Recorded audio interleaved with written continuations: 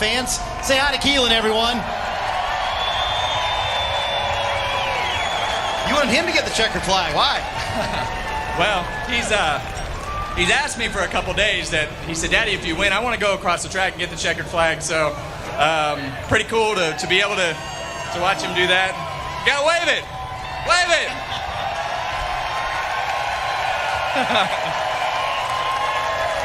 What a moment. Yeah. So first race car for Keelan, first checkered flag for Keelan, and now his first ride to victory lane in a race car for Keelan. He'll hold the checkered flag and hold on to the roll bar, too, by the way, Keelan. It's a heck of an experience for this my goodness. young kid, but for Kevin, too, be able to have his son like this with him, man, that's incredible. Moments that you just can't ever predict could happen. And I saw a picture yesterday of Keelan in a quarter midget. Hey, that's pretty good.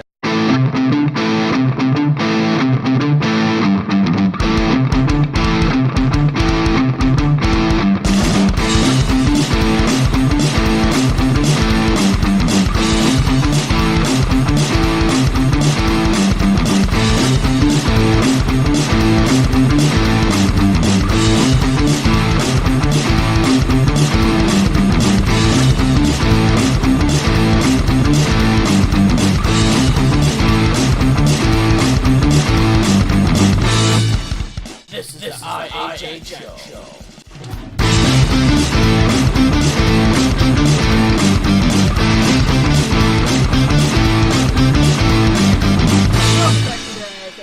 Episode 12, podcast number 12, whatever you want to call it. Couldn't give two flying. So about it, yeah. Boy, we got a good one today. Great to be back. This is gotta be one of the better ones we have. Yup. Because we're planned out. Yup. For once. Yeah. Of course, the last time we planned it out, I think I forgot to write down something, or So I don't know. I could go we back. said we were planned for the very first time, but and then it turned into a show. Oh wait, no, I have to use it. I have to use it. Yeah, Show. No, it wasn't that. For the car crash effect. Yeah. But that was still a show. Mm-hmm. So, yeah, weekend was fine. Same here. I'd have nothing to complain about the weekend. Neither Monday, Tuesday sucks. So Yep. I'm going to complain about Tuesday. Yup. I had to work Saturday. Well, I had to work Saturday night. Yep. That was. Oh boy. Mm-hmm. That's all right. I'm taking September 29th off from that job. Nice. So, and I have to ask you a question. Well, I should ask you right now because I hope someone monologue on it. Okay. September 29th, Berlin has sprint cars on dirt.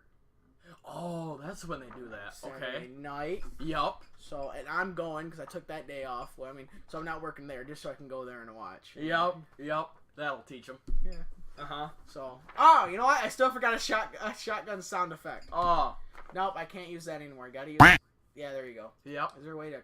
There might be a way to like hotkey it. I don't know. Something. So, that's. Well, I'll ask you that if you want to go, but that's I say neither here later. nor that's neither here nor there. So, Yep.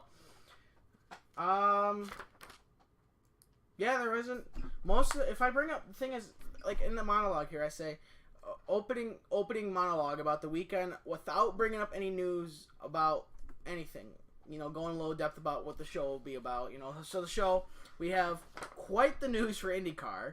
Yeah. We've had a few big name free agent signings for the NHL. Yeah. Like big names. Yep. And then we're also going to go over their top 20 defensemen. That's gonna be good. So, and then for NASCAR, we'll do a quick review of the Michigan race there. So this should take an hour and a half. Yes. At least. Yeah. I mean, if we do, because my goal is to have, for an hour and a half show, to have about 3 pages worth of stuff. So, you're going to have to, bless you. Earthquake. Next time, ask me to make me mute the mic. Okay. All right. Yeah. Here we go. So IndyCar. What are we at? Gotta 4 minutes. We're doing terrible. No, we shoot for 5 to 6. We shoot for 5. No, 4 is better than the last time. I think last time it was like Yep. 2.5, 3 minutes. So, tell me that time over there, would you? Don't worry, I'll edit out. Do like a quiet. You can't see it? No, it's too small. Never mind, I'll read it then. I can see it. Oh. Right. Yeah, 4 minutes. Yep.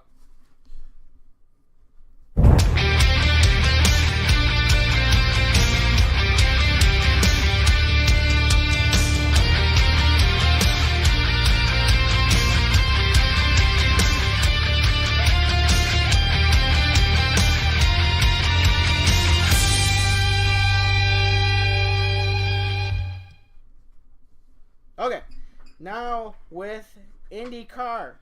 Big news. Yep. Big old news. Starting off the show with a bang. Yeah. Perfect shotgun sound. effect. Yep. I almost hit. No! So, Fernando Alonso has elected to not race in Formula One along with McLaren next year in the 2019 season. But, before I get to that, you would think, yeah, he's coming to IndyCar. Yeah, great. You know, Yep. lollipops and sunshine floating out my bum. You know? Mm-hmm. Just everything. So, Show. but he has not stated whether he would race in IndyCar in the 2019 season. So we just have to wait to see on that one. What are you looking at? How come it's... Is it paused or are we still recording? Still recording. Oh. It's at 5 minutes. How come... Oh. This is just a sound effects. Okay. Dummy. Alright, we're good. Keep going. Dummy. Stupid. Yep. I know. Shut up. Yeah.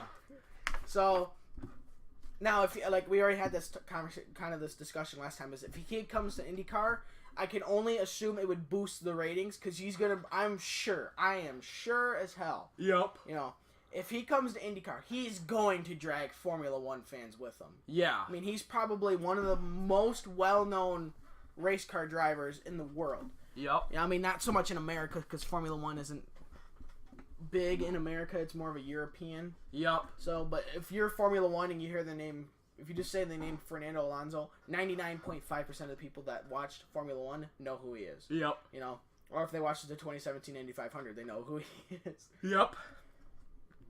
So that if he comes, that will be big. Yep. Scott Dixon, big name driver, has re-signed with Chip Ganassi to remain at Ganassi for the 2019 season and beyond. There wasn't much disclosed about what his contract length was or how much he was getting paid. We can only imagine it was a 7-figure salary, if not more. Yep. He has been with Chip Ganassi Racing since 2002, and 43 out of his 44 wins have come with Ganassi. Mm-hmm. I think one win came with James Hinchcliffe. Don't quote me on that one. Mm-hmm. Another news: the Detroit Grand Prix on Belle Isle has been extended for 3 more years till 2021. Another good news: Tony Stewart said there's a possible return for him to the Indy 500. Yep. Not just to race, but to compete. Good old smoke. Good old Tony Stewart. Mm-hmm. So that I would love to see that. Yeah, me too. I mean, my dad really would like to as well. Yeah. I mean, I'm sure there's already a lot of people that watch NASCAR that watch the Indy 500 because I mean it's the Indianapolis 500. It's the biggest race in America. Nothing compares to it. Yeah. I mean, they go there. They put 350,000 people in the seats. Where at Daytona they can barely fit 100,000. Yeah. I mean, they can fit, but they barely fill 100,000. So I mean, it is the biggest race in America. Yeah. Obviously, it's been running for 100 and sub years. This will be the 103rd. 2019 will be the 103rd race. So, but it'll be whatever. I think almost 110 years because from 42 to 45 it wasn't ran, and then there was a few years here and there it didn't run either. So that is going to be groovy if he does do it, but that isn't confirmed. He said it's possible. Yeah, I mean, there's no race to go over. Next Wednesday we'll at least be able to talk about the race at Pocono, which I advise you to watch. It'll be a good race. Mm-hmm. It is going to be a good race. They do pretty good at Pocono. They keep it clean, but they do good at Pocono. Yeah. Because like I said, they do a restart, dude. Oh my god, 6-7 wide. Just it's like you guys are going to be wrecking in the turn. Here in a one. minute. Yeah. It's like jeez, they're going like 3 wide through turn 1. It's like you don't do that. Yep. 3 wide through the tunnel turn, no questions asked. Just like yep. What? Yeah. NASCAR can even go 2 wide and they're in the fence. Yep. So yeah, Alonso not in Formula One. Scott Dixon re-signs for 2019 plus. Detroit Grand Prix extended 3 more years. Tony Stewart possible Indy 500 return. That's IndyCar. The ABC Supply 500 from Pocono Raceway is on Sunday, August 19th at 1:30 p.m. Eastern Time and the NBC Sports Network. So, all right, my fun fact. It's a good fun fact, actually. Yep. The most NASCAR races ever ran in a single season for just Cup 62 in 1964. 36 races a season became a custom in 2001, but they started doing the same amount of races per season multiple times in, I think, the 80s, 70s or 80s. So, but when they started maxing out at 36 in 2001. So, your turn, Ed. My fun fact, I always got stuff about hockey. The earliest hockey pucks were made of frozen cow. Exactly. I should get a moose sound effect. Well, I think you'd only use it once. Yep. A frozen cow. I wonder. A frozen, a part of a frozen cow. Yeah, so I would assume probably. Yeah. I mean, you could be the hoof. Who knows? Could use the hoof. Who knows? Maybe part of the spine or something. I don't know. When did they switch to rubber though? I don't know. Oh, you didn't look that part up? No. Well, we'll see. Good old internet. Here we come. When did rubber? I like when you said when did, and the first thing comes up is Michael Jackson died. Yeah, June 25th. When did Michigan become? When did Michigan become? Fourth thing on there. When did Fortnite come out? Really? Fifth one. When did World War II end? Come on. Get out of here. Exactly. Yeah. If you don't know when World War II ended, I mean, I can understand the date. You know, the exact date. But the year? Come on, man. Yeah. 1945. I think it's September 2nd. September. It was September. September 2nd, I think, is when they signed the treaty on the USS Missouri. There's trivia right there. Yeah. USS great battleship. Yeah. Oh, never fails. When did rubber hockey pucks come into use? The 1870s. They were made of wood as well as rubber. At first, pucks were square. It's such a square. The first recorded organized game of ice hockey used a wooden puck to prevent it leaving the rink of play. Really? When you click on a link, it doesn't work. All right. Good old Wikipedia never fails. So. Yeah. Okay. As to say. Where did you get the frozen cow one? Did you get off of that Wikipedia? No, I got it off of some other site. I can't remember. Oh. No kidding. Anyway. Alright, this one says the game was played by utilizing a frozen road apple. That's the first puck. Wow. Cherry wood. They usually says about wood. Maybe a frozen road apple. I wonder if that's where they got nice. When someone gets an assist, you say nice apple from. Could be. Who knows? You know. Hey, just thinking. Man, if I would have had another screen, it would have been popped over right. Would have been able to pop right over to it. And yep. When two screens isn't enough. Yeah. So. Gonna have to get get a third monitor. Okay. Yeah. Well, I plan on getting. That's the plan. I have two. You have one. Yeah. That would be the plan, and then we would get. I would possibly actually have three, but yeah, support us on Patreon or whatever, please. Yeah. Or maybe like Labatt Blue or something could support us. Yeah. I don't know. We're not. Anyways. Yeah. So that's an interesting little tidbit.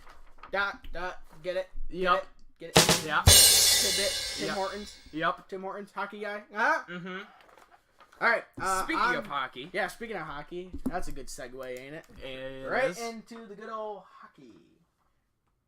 All the big guns gonna shoot out the lights to play some big rockin' 'cause it's Saturday night. Hard hitting, fast breaking, bullet on ice to play some big rockin' 'cause it's hockey tonight. Okay.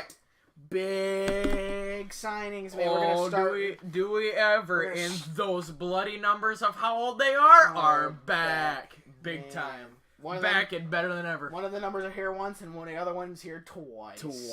Mofo. Never fails. All right, we have some big name signings. So we're gonna start off with. This one was actually mentioned in our last episode. The update came to me through when we recorded it, which came out on Friday, the August something. Yeah. But now I actually got the information on it. Kristen Dvorak, who's 22. There it is. Starting out strong. 22 years old. He's a center for the Arizona Coyotes. We is. Signed 6 years, $4.45 million A season for a total of $26.7 million. He had 78 games played, 15 goals, 22. Oh, there's number 3. Yep. Number 2. Yep. 22 assists, 37 points. There's number 3. 22 penalty minutes. And minus 19. 3 short at number 22. Never fails. Yeah. All right, you're up. Here we go. Chase Belissi, 26 years old. I think I've heard of him before. Centerman for Ottawa. 1 year, $650,000. That's it. 8 games played. He's got no stats and a -2. Yep. Big fourth line suck job. Here. Yep. Big name for Detroit. From our very own, and that bloody number's back at it again. John Larkin, who was 22. Never fails. He's obviously a center for the Detroit Red Wings on the first line. Yep, should be. No, because Hendrick's center, so he's on the second line. Second line with Mantha and Brain Fart. It's not Athanasiou because he's. It's not Nyquist either, right? Nyquist is on the first line, right? Yes, should be, unless they changed it. I don't know. Who cares? It doesn't matter. They still sucked. Yep. He signed for 5 years, $6.1 million a year for a total of $30.5 million.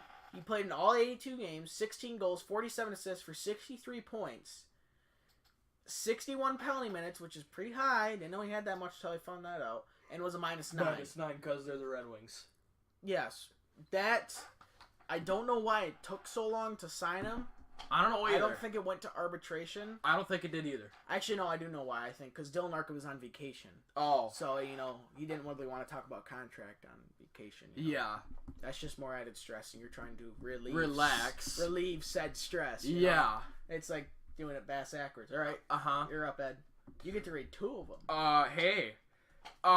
From the very own 2018 NHL entry draft, Noah Dobson of the New York Islanders and Brady Tkachuk of the Ottawa Sens signed for their teams.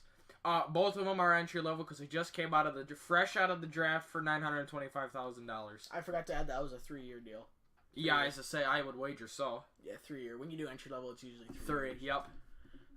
Kevin Rooney, who was 25 years old, a centerman for the New Jersey Devils, 2 years, $700,000 for $1.4 million, 1 game played. That's pretty high for a guy who's an AHL player. Yeah, he's got no stats. Yeah, hardly any stats. Hey, you got a pretty good name there. Hey, Steven Santini, who I have never heard of, but he's not age 22, he's age 23. Defense.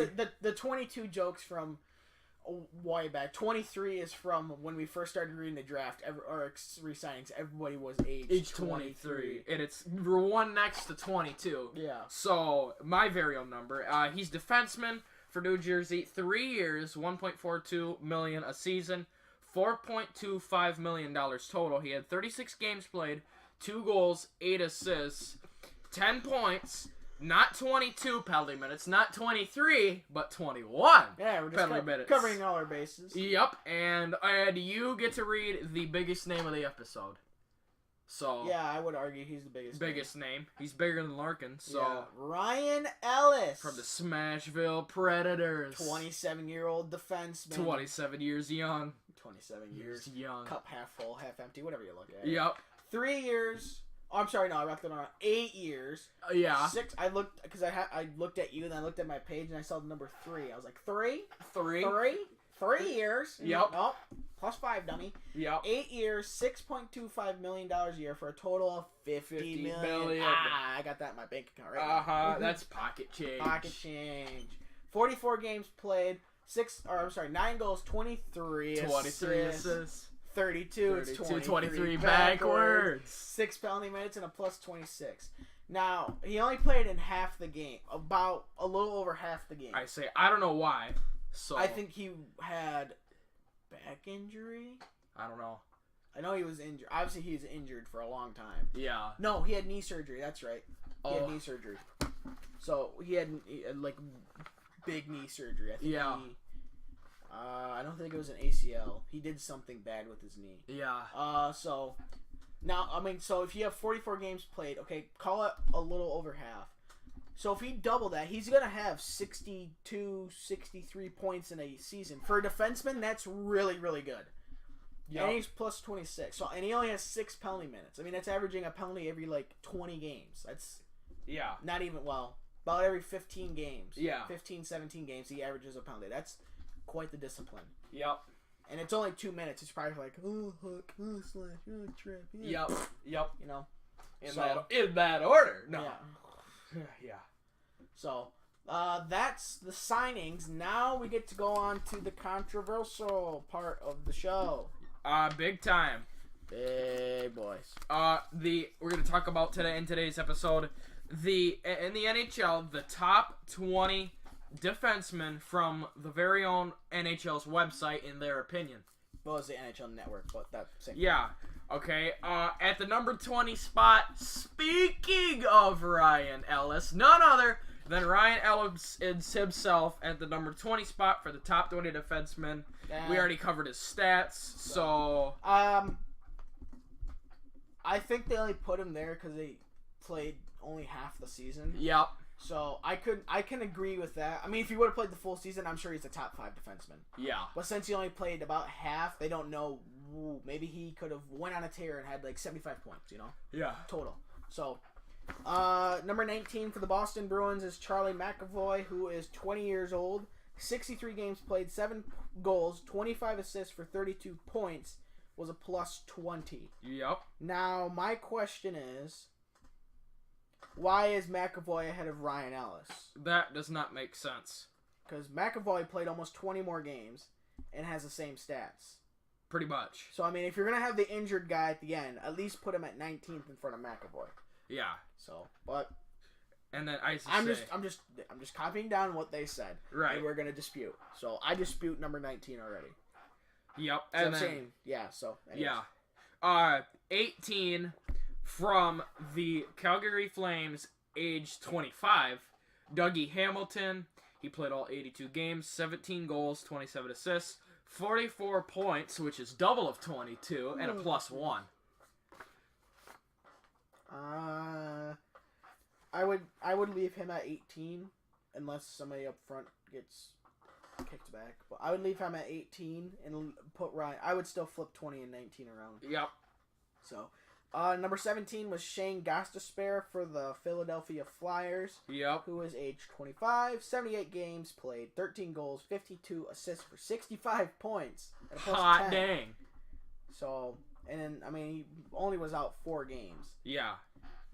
I'm not going to dispute number 17 now because we're only at 17.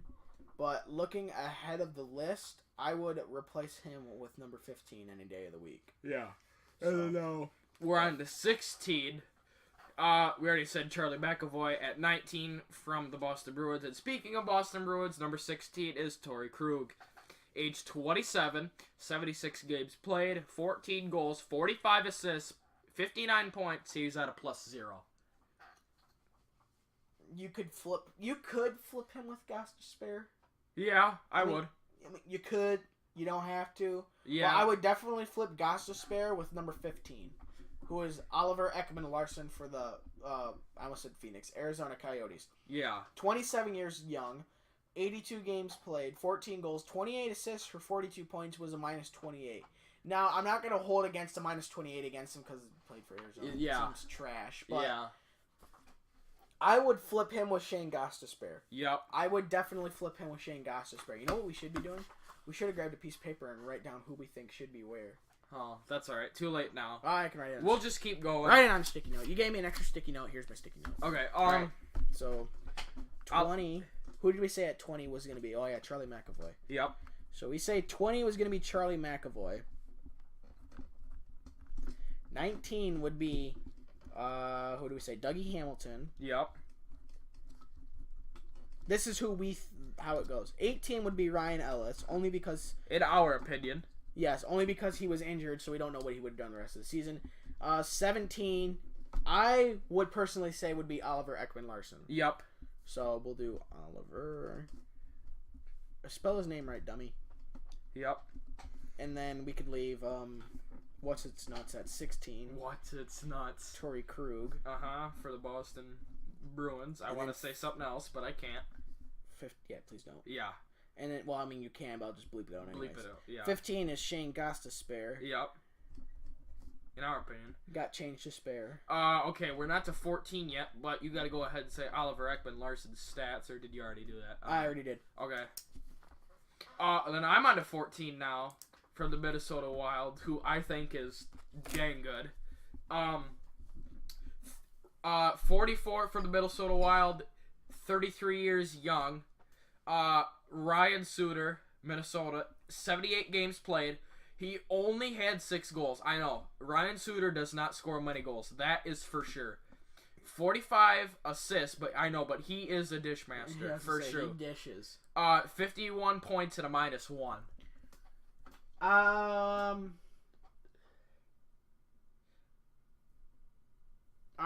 I would leave him there. I would leave him there, and I would not switch him with 13 because at 13 is Chris Letang, who's 31. 13 backwards. Yep. He played in 79 games, 9 goals, 42 assists for 51 points, was a -9. They're very similar stats. Yeah. I mean, Letang played in 1 more game, same points overall, just he was on the ice for 8 more goals. I would leave them how they are. Yeah. So I would leave, between those two, I would leave Suter at 14 and Letang at 13, but that's also not saying who we throw back. So we'll just move on to number 12. I get to say number 12. Excellent. Yeah, you couldn't guess the dude's name when you were talking about this earlier. Oh, yesterday. yeah. Yesterday he's like, hey, what are you doing? I'm like, oh, I'm finishing out the script, top 20 defensive. He's like, oh, let me try and guess him. I'm like, all right. You could not get this guy's name. No. I gave him all the hints. It could not. I just could not think of his name. It could draw a complete blank. The only hint I didn't give him was the team name. Yeah. So. Because that would have gave it away. 12 from the Columbus Blue Jackets, Zach Werenski. 21 years senior citizen, with 12 backwards, 21. 77 games played, 16 goals, 21 assists, 37 points, +0. I don't like him at 12. Alright, yeah, number 12. I used to say. The older he gets, the more points he'll put up. But is what I'm thinking. Yes, but right now right now he is not a top 12 defenseman. For now, I would put him at 14, move Suter up to 13, and move Letang up to 12. Hell, I'd even move I'd put him back to where Ekman-Larsson is at 17. Really? I would move, yeah. Well, you do what you want. Well, this is my opinion. Okay. Because Larson has played in 5 more games, and he has 5 more points. So, and then we do that. Torrey Krug would move up a spot. Shane Gostisbehere would move up another spot, and so would Suter and Letang. So, my opinion, I would say Zach Werenski is at 17. And then everybody else would move up a spot. Yep. Everyone but the kitchen sink. Yeah. And then you get to read number 11. So, here I'll put... So, Ryan Ellis I have at 18. I'll just write this on my script. 19. Nope, you're number 20, buddy. You can read number 11. Okay, number 11. From in the Central Division, the Winnipeg Jets. Winnipeg's best defenseman, 33 years young, Dustin Byfuglien, former Blackhawk. He played all 82 games. He had 8 goals, 37 assists, 45 points at a +15. Why I think they put him high on that list at the 11th spot, because of how physical of a game he plays. That, and he's also a good leader. Yeah. So, I would leave him there. Yeah. And he's 33. So for 33, he's still a decent defenseman. Yeah.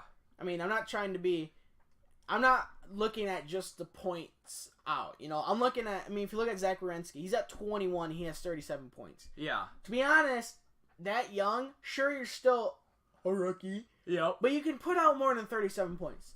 when you're 33 and you're putting out more points than a 21-year-old, and you're only one spot ahead of him, I don't agree with that. So I would leave Bufflin at 11. I would leave him at 11. Yeah. So John Klingberg, by the way, happy birthday. He is 26 as of today. Yep. So 10th on this list. Number 10. He played in all 82 games, 8 goals, 59 assists for 67 points, was a plus 10. Dish master. Yes, I am going to leave him at. I would too, because he can back skate quick. Skate backwards. Yeah. I'm gonna leave him at 10 for right now because there's really no way to move him up until we read more players. Yep. So, Alex Pietrangelo, I totally just butchered his name. You said it completely right. I did. Pietrangelo. Petrangelo, yeah. Okay. There you go. 9. Who's number 9? 28. I didn't think he was. I thought he was younger than that. I thought he was 30-something. I thought he was younger. I thought he was older. Wow. That's different. Yeah. I guess it averages out. Yeah. 78 games played, 15 goals, 39 assists for 54 points. It was a plus 8. I would flip him around with John Klingberg. Me too. I think he's a little bit overrated. Yes. So I would move. I would still leave. I still think Pietrangelo is a top 10 defenseman though. So yeah. I mean, So we'll move Klingberg to 9th right now. Okay, we're gonna work him up to first. No, good luck. He's not. He won't get past who's number 2 at least. Yeah. What do I got now? I got 8. Okay. 8 from the best defenseman for the defending Stanley Cup champion, 28 years young, John Carlson, at the number 8 spot. Yeah, I guess I'd leave him there. 28 years young, 82 games played, 15 goals, 53 assists, 68 points at a plus 12. I could leave him. Yeah, I could leave him at 8. I mean, yeah, his stats are very similar to John Klingberg. So yes, I would leave Klingberg at 9 and leave Carlson at 8 unless we decide to move those guys up. So number 7 is Roman Josi. I don't see them two moving past Josi because now he's 28. He's the same age as Carlson. Yeah. He played in 78 games, 14 goals, 39 assists for 53 points. Was a plus 24. Now, if you look at the points, you say, Carlson's better. Klingberg's better. Yosi's the captain. Yeah. Yosi's the captain. So, I mean... And he's got double of plus minus than what Carlson does. Yes. So. I mean, well, plus minus only goes into a certain effect. Yeah. But, sure, if you look at the points, Carlson... If you go by points, Carlson would be number 1. He had the most points among defensemen. Yeah. But we're not going by that. You know? I don't necessarily know Carlson's off-ice leadership or on-ice leadership or off-ice behavior. Yep. But I know Roman Josi, he's the captain of the Nashville Predators. Yep. I would assume he's a classy guy. Yeah. So I would leave Josi at 7. You're up. I got 6. Speaking of the Columbus Blue Jackets and Zach Werenski, how about Seth Jones? Age 23. Never fails. Wait. Okay. Yep. From Columbus, 23 years senior citizen, 78 games played, 16 goals, 41 assists, 57 points, plus 10. I would swap Seth Jones and Roman Josi. You could argue that.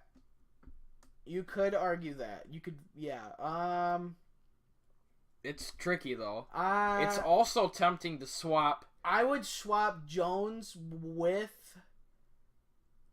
Put Josi down to 6. Put Carlson down to 7, and put Seth Jones at 8. That's also tempting. What I would do. Yeah, but I mean, also look at Klingberg though. I mean, sure, Klingberg's not a goal scorer, but he is. Assist.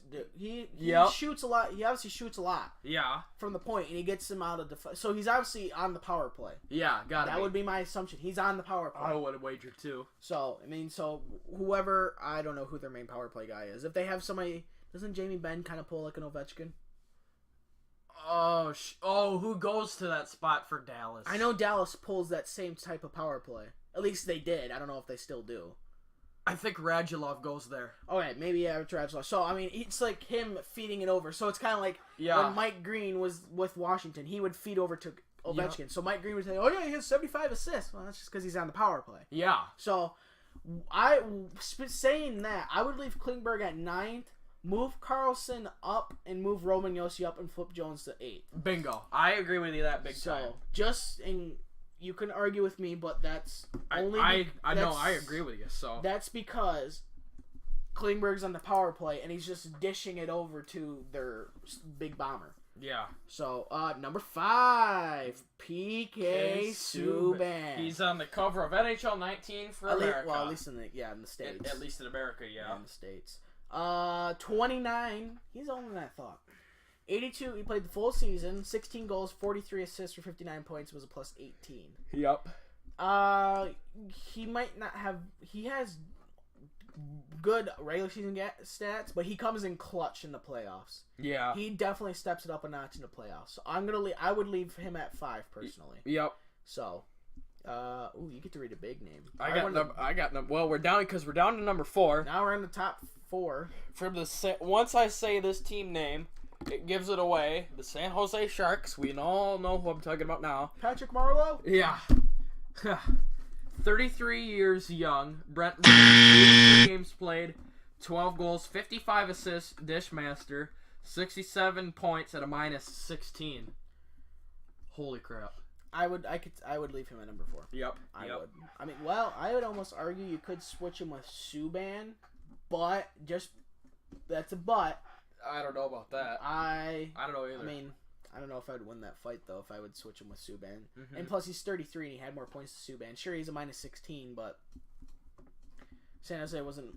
I mean, they were dominant in the regular season, but they weren't dominant, if that makes sense.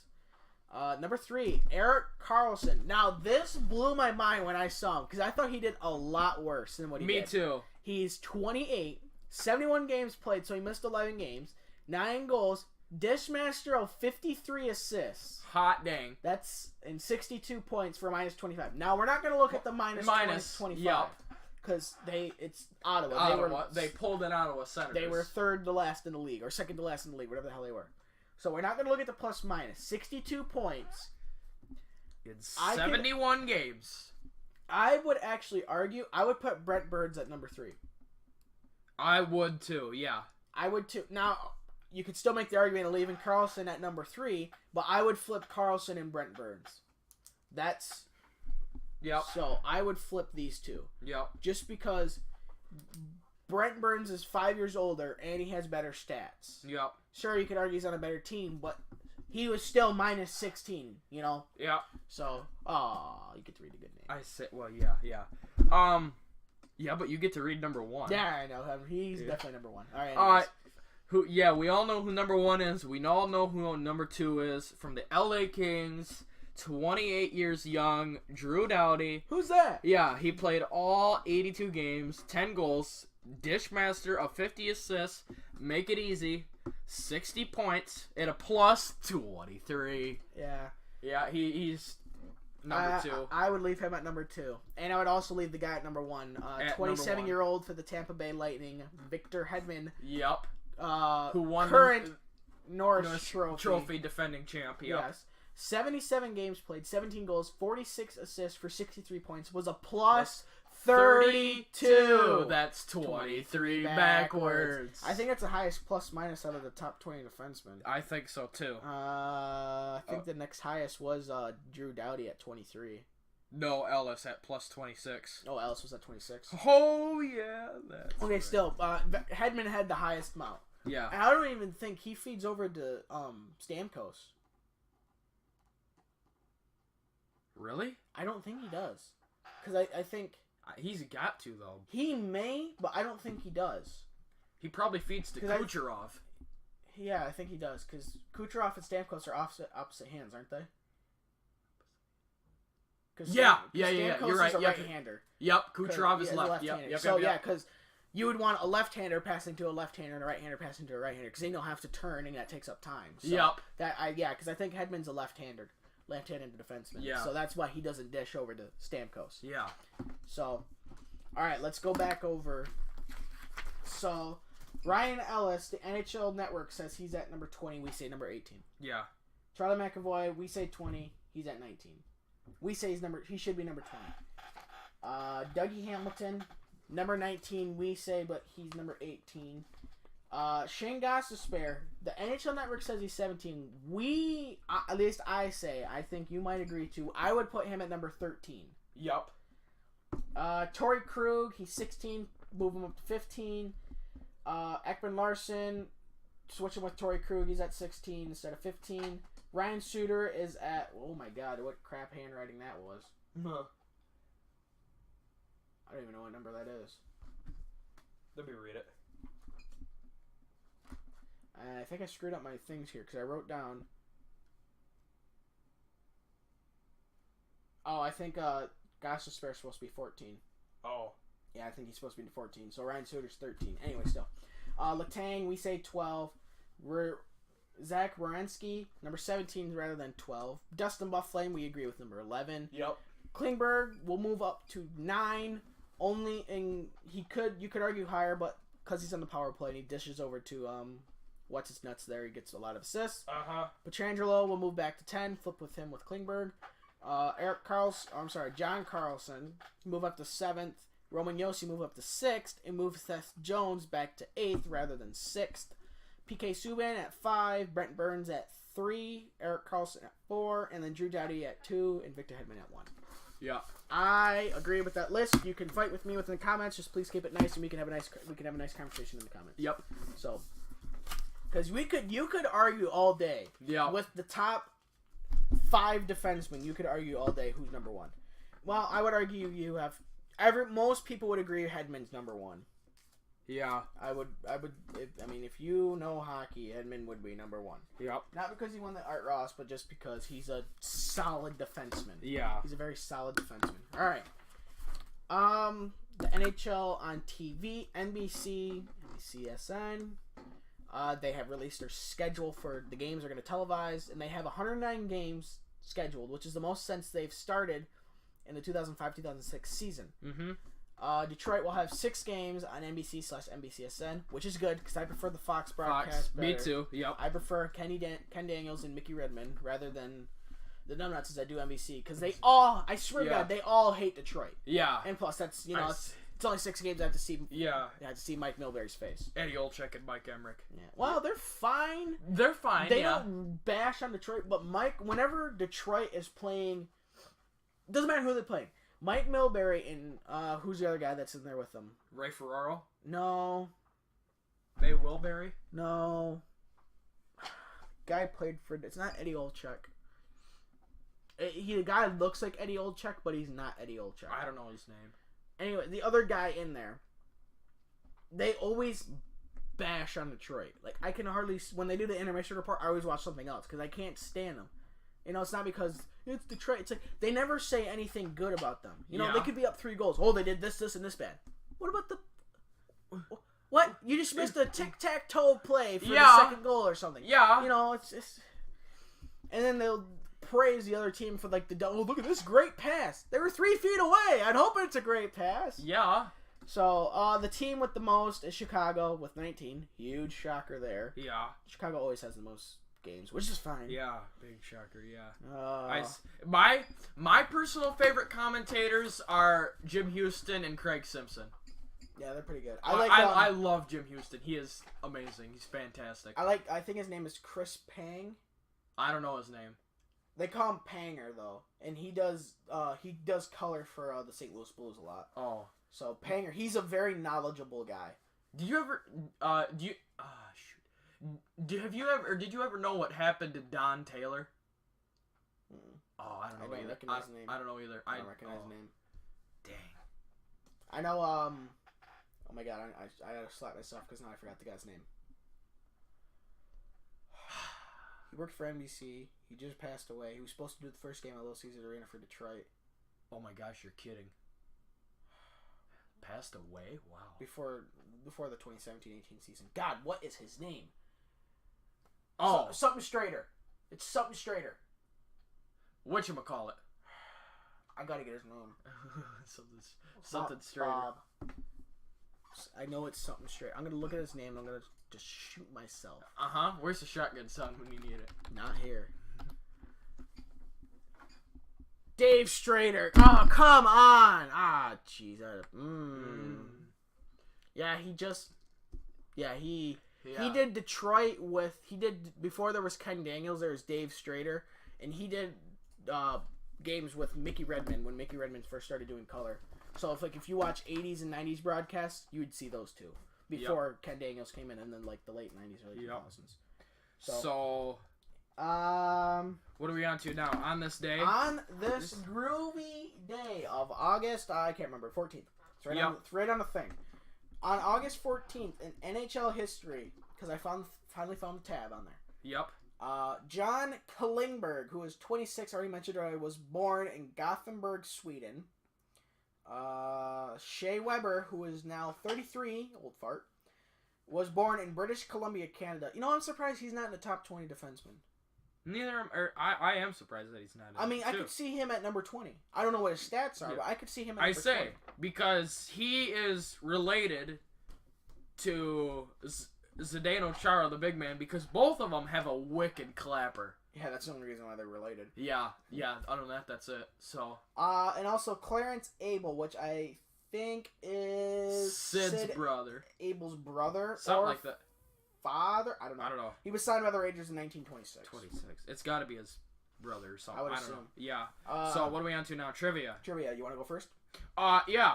My trivia question for this episode: what year was Jumbo Joe Thornton drafted by the San Jose Sharks? I don't know, some year. Yeah. Yeah. Ding. No.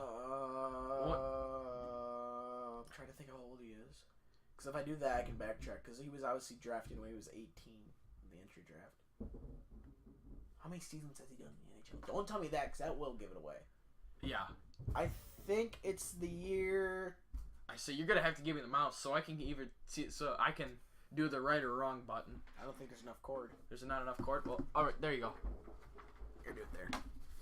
I want to say so. It's here and here. Okay, so that's wrong. That's right. I want to say it's the year 2000. Crap. Good guess. I think was it last year his 18th season? 1999.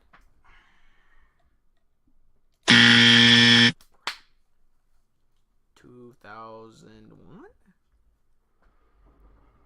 I didn't think it was... Okay. How old is he? He's in his 40s, I think.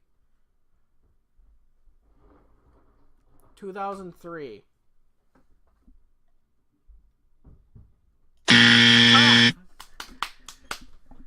Oh, okay. Unlock this, would you? Unlock? Just hit that, yeah. Because then I can control the volume. There we go. Okay.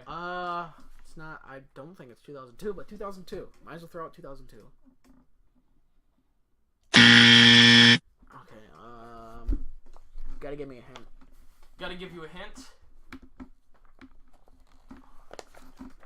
How many? Okay. I have your hint. Okay. Your hint is, this was exactly 1 year after that the Sedin twins were drafted. 2nd overall and 3rd overall. They were drafted into 2000s, I think. I think they were. They weren't drafted in the late 90s. Detroit won. 97.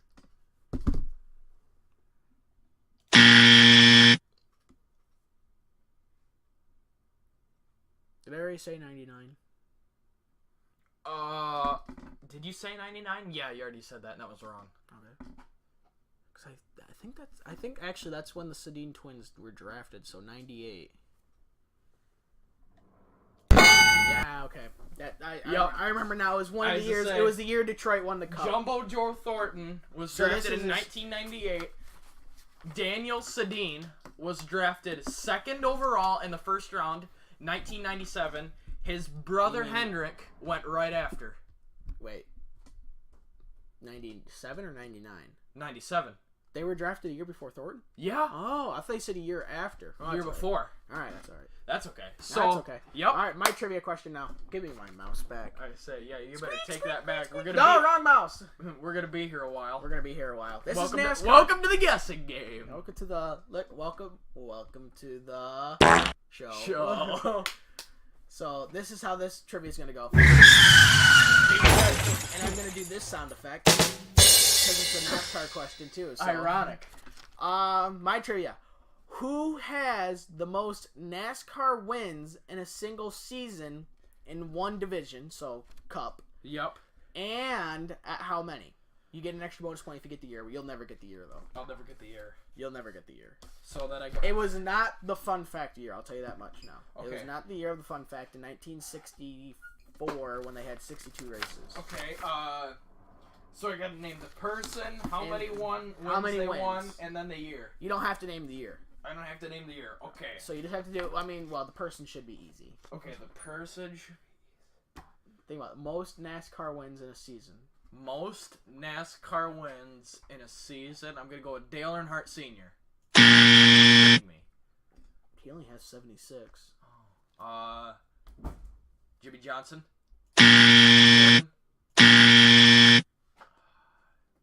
Gordon has the most of 13. Oh. Fireball Roberts. That's a good one, no. I know. Come on, man.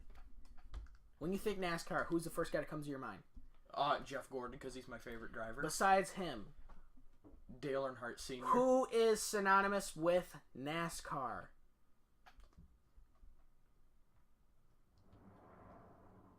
Dale Earnhardt Jr.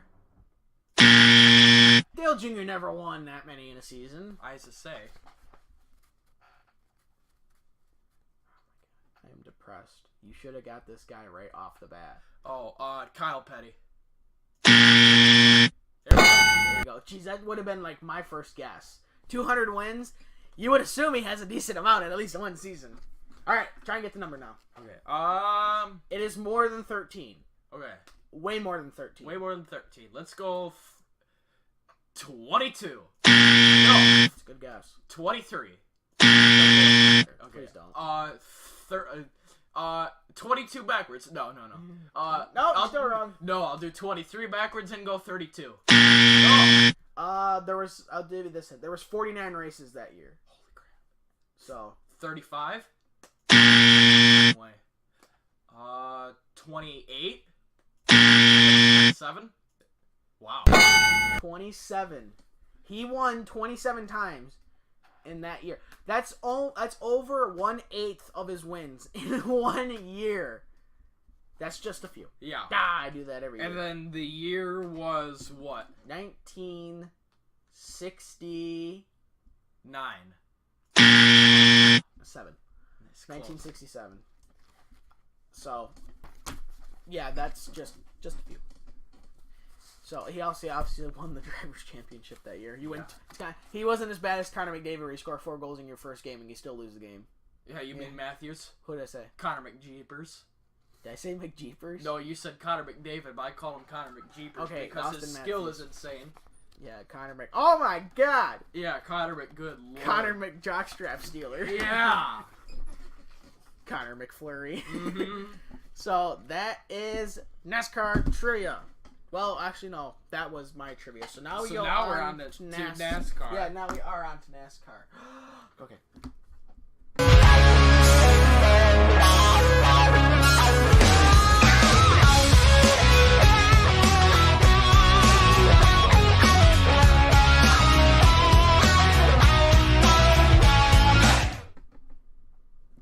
Okay, so this weekend was the Consumers Energy 400 at Michigan International Speedway. It was the second race this year. Yep. I had family members there. It was good. Oh, you did? Yeah. Cool. Uh-huh. In my dad's race pool that they do, one of the guys who's in there, he was at that track, and the driver he had in that race was Kevin Harvick. Oh my gosh. And he ended up winning, so I was like, yeah, spoiler alert, Kevin Harvick won, as always. He had his 7th win of the season, but now I'm going to go down my order of things. Hamlin started on the pole for the second week in a row. Dennis Hamlin. With a lap speed of 2:02.794. That's faster than you'll see at Daytona or Talladega. Yep. Because they only do like 193 193? No, not 198. 190, because we remember they don't have the draft. Oh. So they only go like 190, maybe 193 on a straightaway. So their average speed is about 190-ish. Yep. So I think doesn't matter. Kevin Harvick got his 7th win of the season. We all knew that was coming. Yeah. I mean, he ties Bill Elliott at 44 wins. Hot dang. He also has the same number of wins as Scott Dixon at 44, but obviously Dixon's an IndyCar. Yeah. So, and you could compare who's the better driver in what series, because I mean, IndyCar only runs 17 races a year, NASCAR runs 36. Yeah. And so another thing, the whole thing of when a driver's younger, they tend to perform better. Yeah. I mean, good example is Jeff Gordon And Chase Elliott. Not necessarily Chase, he's still young. But I mean, a good example is Jeff Gordon when he was coming into NASCAR, except for this first season, 1995 season, full season, I should say. I'm sorry. Yeah, except for this first full season, he didn't win a race. And then he won the Coke 600. But after he won the Coke 600, he actually won the Brickyard 400 that year too, in 1994. So 93, don't worry about that season. Yep.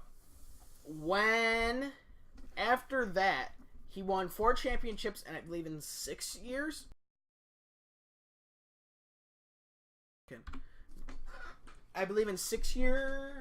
Makes sense, I don't know. 4 championships in 6 years, and then he had like 40 wins in, I believe, in 6 years, or 50 wins in 6 years. And then once he got older, he started dying off.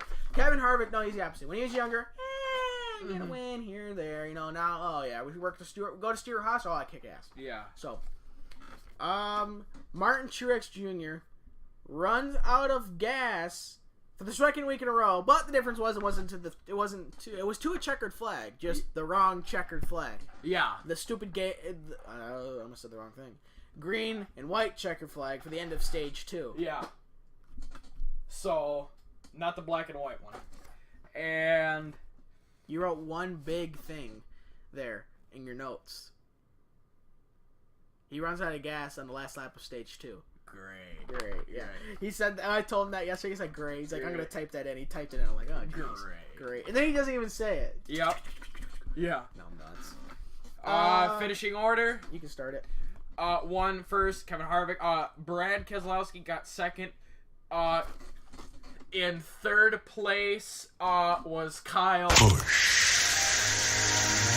a new sound effect. That's pretty good. Love it. The Shrub. 4 was Austin Dillon. 5, Ryan Blaney. And then in the number 6 spot, Kyle Busch's brother. Number 6 was Kurt Busch. 6th spot. 7th, Almirola. 8th, Dennis Hamlin.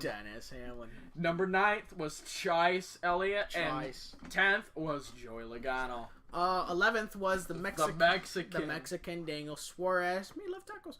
Number 12 was Clint Boyer. 13th was Eric Jones. 14th was Martin Truex Jr. 15th was Ryan Rocketman Newman. 16th was Paul Menard. 17th was California Dreamin' Kyle Larson. 18 was Recce Half the Field and the Snack Bar. Don't forget about the Snack Bar. Stenhouse Jr. Yep. 19 was Alex Insurance Bowman. Yep. And 20th was Chris Buescher. Since I work at McDonald's, I thought of this name for JB Mac. In 21st, JB, would you like a hot apple pie with that? McNuggets? I came up with his middle name. He came up with the McNumber. Well, because it was first I wrote down Jamie McFlurry, and then I changed it to McNuggets. You should have said, Jamie, would you like a hot apple pie with those McNuggets? McNuggets. Right. I just thought about it now, so. Oh, yeah. In my favorite, number 22, AJ Allmendinger. 23, everybody's age in the NHL, Bubba Wallace. At least who was a free agent, it seemed. Yeah. 24th, Matt DiBenedetto. 25th, Michael McDowell. 26th, Casey Kahan. 27th, David Reagan. 28th, Jimmy Johansson.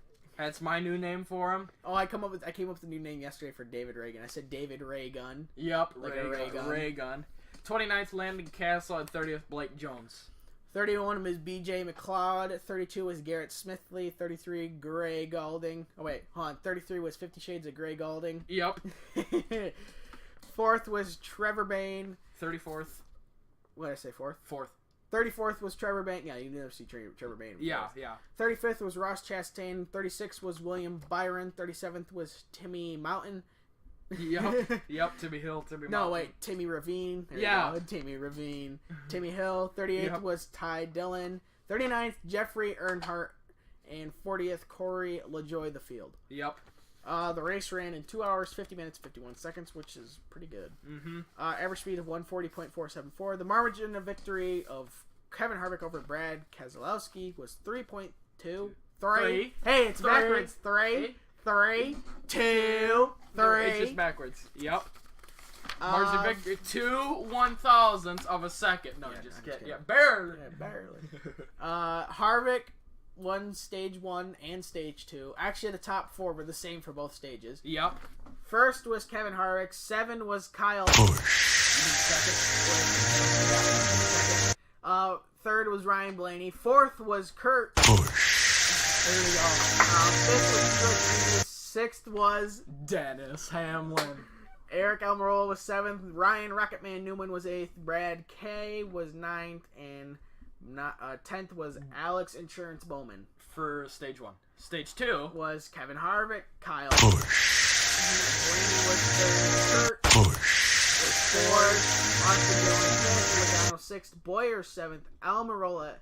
Eric Smithfield Almirola is 8th. 9th was Brad Miller-Lite Keselowski in the White Deuce. Mm-hmm. And California Dreaming Kyle Larson was in 10th. There was 8 cautions for 37 laps. Lap 10, Jones spun. Whee! Lap 17, Truex and William Byron spun. Competition caution was on lap... Oh, crap, I didn't write on the lap. I don't know. No! I think it was something, because there was rain the night before, so... Yep. Stage 1 end, and then lap 76, Newman spun. Lap 85, Jones spun again. Stage 2 end on lap 120, so stage 1 end was lap 60, sorry. Lap 134, this was the last lap of the caution of the race. Ty Dillon hit a piece of debris and slammed the wall. Uh-huh. Oh, I forgot to mention, that was... By the way, it was so what happened is they went racing probably lap 125, something like that, after the stage caution, and they're just moving along. Everybody's by their own business. You have a few battles here and there. Well, Ty Dillon comes around turns 1 and 2 and is battling with the car next to him. You know, he's coming down the backstretch. Coming down the backstretch, getting the side draft and stuff. Yep. And way up in front of him, Larson, who was also side drafting, saw the said piece of debris in the middle of the track. He swerved out of the way because when NBC showed it, they showed an earlier shot of Ty Dillon coming out of turn 2, and you just see Kyle Larson go, woo! He just missed it, probably by a couple yards. Mm-hmm. And moving at 210 miles an hour, that's close. Yeah. Then Ty Dillon comes around and absolutely demolishes. Just demos. Yep. Which we didn't know. They speculated, was it a battery? Was it a piece of tungsten, which is a lead weight? And with the lead weights, what they do is the teams have to put the team name and the car number on the weights. So if it falls out, a big penalty happens. Yeah. Because the weights are supposed to stay in the car. Because if the driver's not over 200 pounds, they have to add weights to the car. Which is a fun fact right there. Hey. So, and that actually came off the car of Timmy Hill. Oh, no But kidding. it wasn't a weight, it was a battery. Oh my gosh. Battery That's what that piece of debris was. So he demolished a battery. Right at the front bumper, yeah, and then just... It went through... the grass. Well, it was in turn 3, there's no grass over there. Oh. It's mostly pavement. I thought it went through the grass and then demoed the wall. He may have went through the grass. I don't there's know. A little grass in it. But he hit it, and he must have ruptured something with oil. Yep. It wasn't coolant. Because it wasn't the radiator that quick. Because if it was a radiator, you would have been able to go a little bit longer. You wouldn't have smoked instantly. So he hit something with oil. Yeah. And that instantly said... smoke out each side of the car, and obviously now they have oil. It's on your tires. You can't steer, and boy, did he hit the outside. Oh, did he ever? Oh man, and Yeah, it was at a came bad. to a stop. It was the at a underbody bad of the angle. car was on fire. Yeah, came to a stop at the entrance to pit road. So that was just like Yeah. And here's my thing. Back before stages, NASCAR loved throwing debris cautions. Yep. Would you see the piece of debris? Hell no. Yeah. Like 20 laps less than race. Oh, we're gonna throw a debris caution. It's under the T in Talladega. You look there. I mean, if they hear it over, like, because at the spring race in Michigan, they're like, "Oh, is that a piece of debris under the M in Michigan, or was it? It might have been last year." They're like, "I don't know. Point it out. And it's like, there's nothing there. Yeah. A-holes. Yeah. It's like they throw phantom cautions. Now it's actually gone. The amount of debris cautions have gone down. You know why? Because now there's 2 guaranteed cautions in a single race. Mm-hmm. You have the 2 stage cautions. You can argue up and down there's less debris on the track. Yep. Doesn't it seem kind of coincidental that when they entered stages, you have 5 minutes to repair your car now? Mm-hmm. I don't know, man. This is all just speculation, but Yep. there's more. I mean, any NASCAR fan knows that NASCAR will throw a debris caution. You know, a mysterious caution. Like, Yeah. so they love throwing that. Now they've gotten away from that because they have 2 guaranteed cautions. Yep. Now you need to throw one and you don't. Mhm. Like, that's a big piece of something sitting in the track. How do you not see it? Yep. It's got orange tape around it. It's like, here I am. Yep. Go away, it's gone. Yeah. And under the wall. So now the point standings. Oh, hold on, you're almost getting a little ahead of yourself. There was among the race there was 15 lead changes among 9 drivers. First driver. Dennis Hamlin. Oh, you love that, don't you? Oh, it's his great name. You have Love it. Kevin Harvick and Kyle Johansson, Truex Jr., Austin Dillon, Logano, Ryan Rocketman Newman, and McNuggets. McNuggets. Points. Kyle Busch, 986 plus and 35 playoff points. Kevin Harvick, 924 and 40 playoff points. Martin Truex Jr., 842 and 27 playoff points. Kurt Busch. I'm sorry, not plus. And 2 playoff points. And Clint Boyer at 732 and 10 playoff points. Joey Logano, 723 at 6 and 7 playoff points. 7th, Brad Keselowski, 709 points and 4. What is that, playoff points? Yes. 8th is Ryan Blaney, 687 points and 4 playoff points. And in 9th, my very own Dennis Hamlin. 684 points and 2 playoff points. And 10th, Kyle Larson, 681 points and no playoff points. Chase Elliott is at 647 points and 8 playoff points. I looked at Bowman, sorry. Yep. Who has 0, but Eric Smithfield Almirola is at 631 points and 1 playoff point. Eric Jones at 596 points and 5 playoff points because he won the Coke 0400 at Daytona. Jimmy Johansson at 572 points doesn't have any playoff points, and Alex Insurance Bowman is at 542 points with 0 playoff points. Oh, you get to read all the good names. The good name, 16th is Recce Half the Field in the Snack Bar Stenhouse Jr., 480 points and 2 playoff points. 17th, Paul Menard, 472 points and 1 playoff point. 18th, the Mexican Daniel Suarez, 460 points, 0 playoff points. 19th, Ryan Rocketman Newman, 456 points, 0 playoff points. 20, Austin Dillon, 451 points and 5 playoff points. The playoff positions look like this. Kevin Harvick is at 7 wins. Is at 4 wins. Clint Boyer 2 wins. Chase Elliott at 1 win, and along with Logano and Eric Jones and Austin Dillon. Kurt Busch is plus 270. Brad Keselowski plus 229. This is the playoffs above the cut line. Yeah. I'm sorry I didn't specify. Ryan Blaney plus 207. 12th, my very own Dennis Hamlin plus 204.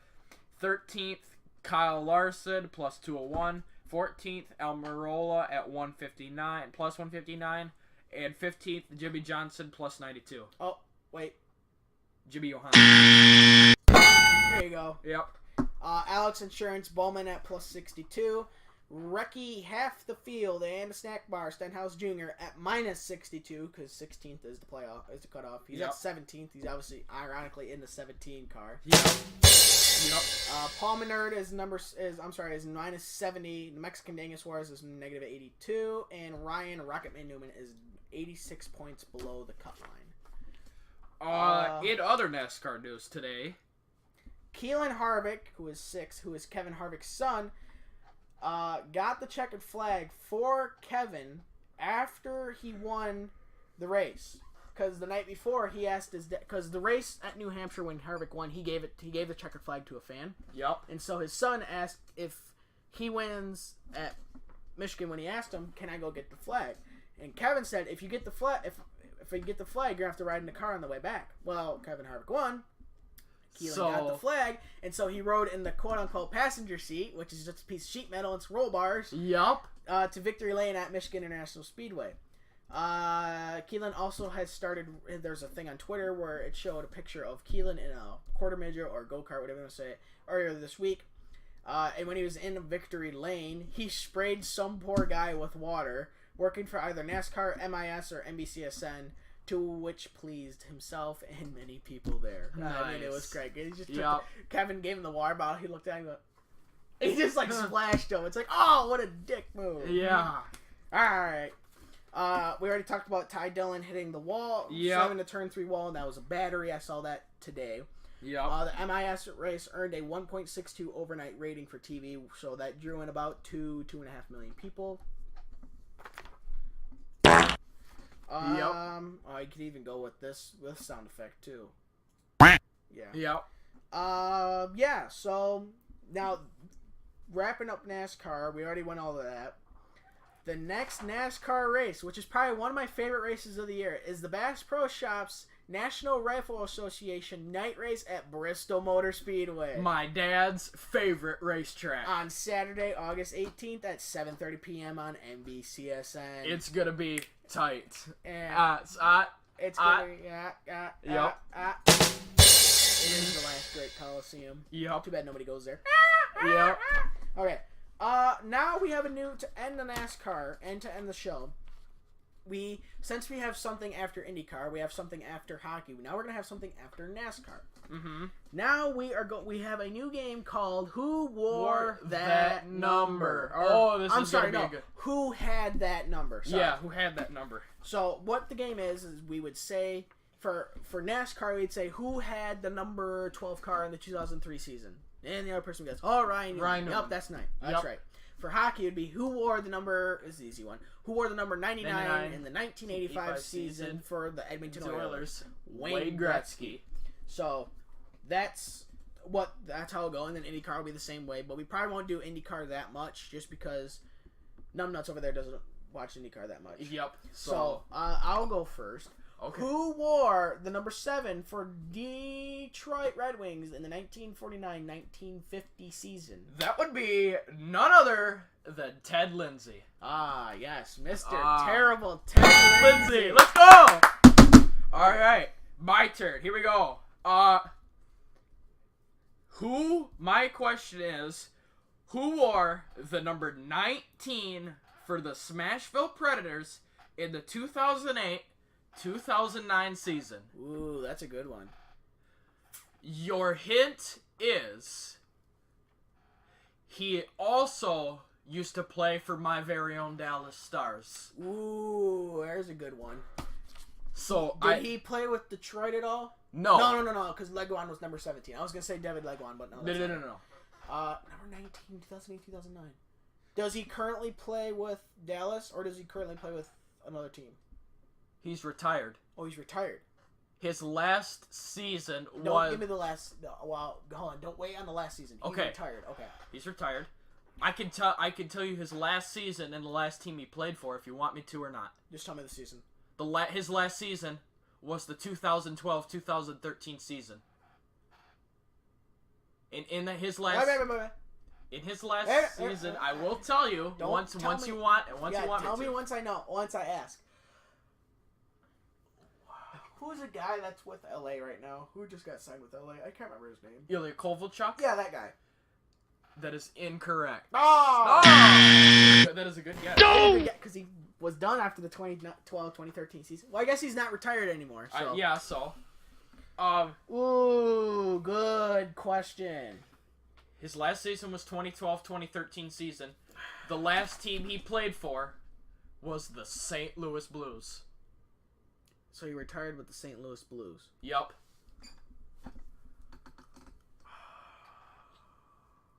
Do you want another hint? No, don't wait. 2012-2013, which is the... Was that the year before the mid-season, the half-season lockout? Or was that 2 years before? I don't know. What year was the lockout? Was it? I think it was 14-15.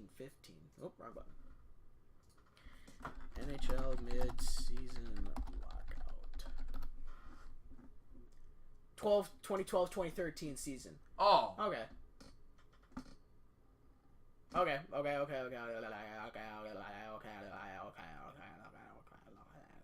So it was that season, was his last season. Why is this open?